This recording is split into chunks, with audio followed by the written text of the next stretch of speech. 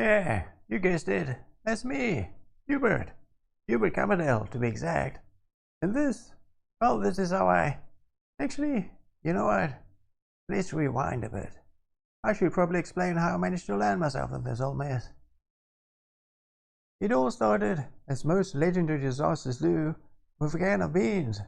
There I was, standing in the dim, flickering aisle of Buck's Corner Mart, arguing with the suspiciously dented tin of Porky Pete's famous baked beans, wondering if food poisoning or hunger would kill me first. That's when old Miss Pennington, sweet 80-something Miss Pennington, shuffled around the corner with half her face missing, and a hunger in her eyes that definitely wasn't for groceries. I froze. She groaned. I panicked. In a move that can only be described as improvised martial arts for the desperate and ill-prepared, I hurled the can at her. It hit with a dull thunk, staggering her just long enough for me to grab a baseball bat and finish the job, screaming apologetically the whole time.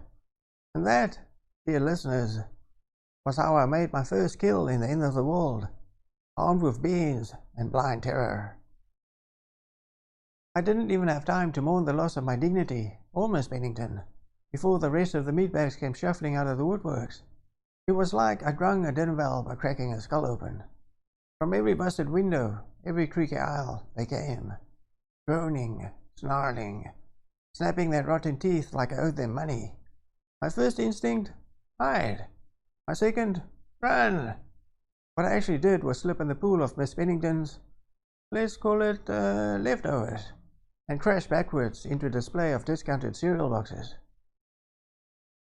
You know, I don't know if you have ever tried fighting off a horde of meatbags with nothing but a baseball bat and a prayer, but let me tell you, it's slightly better than a mob. Slightly. The first one, some guy in a bloody smeared delivery uniform, lunges me like it was a drunken uncle at a family barbecue.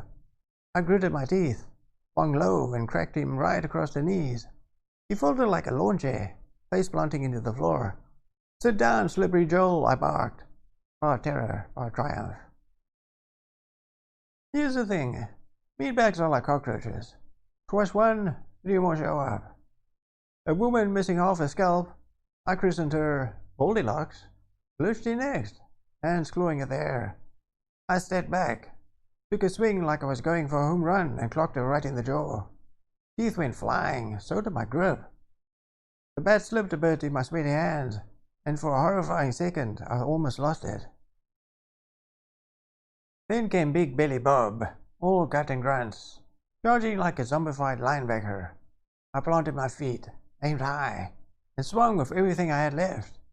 The bat connected with a wet, crunchy smack that turned Bob's charge into a slow, slumpy fall. I barely had time to gasp before more was spilling into the store, drawn by all the noise and the fine aroma of panic sweat. Heart hammering, bat slick with gore, I realized one thing very clearly. If I stayed here another 30 seconds, I was going to be meat stew. Just as I started thinking maybe, just maybe, I could bash my way to freedom, I heard it, the glass shattering behind me. I spun around just in time to see 3 more meatbags pull through a broken window like bloated, angry raccoons. The first one, a guy in a torn tracksuit, came at me fast. I jabbed the bat forwards, catching him right under the chin with a sickening crack. He toppled backwards, taking a few cans of baked beans with him. The second, some old dude in a retirement home sweater, grabbed at my arm. I twisted free and swung high. The bat struck right into the side of his head, sending him pinwheeling into a shelf of expired mayonnaise. Then came the third one, and he was hungry. He lunged straight at me, mouth wide open, teeth gnashing like some kind of nightmarish snapping turtle. I stumbled back, swinging wild, and missed. I nearly tripped over Slippery Joel's corpse.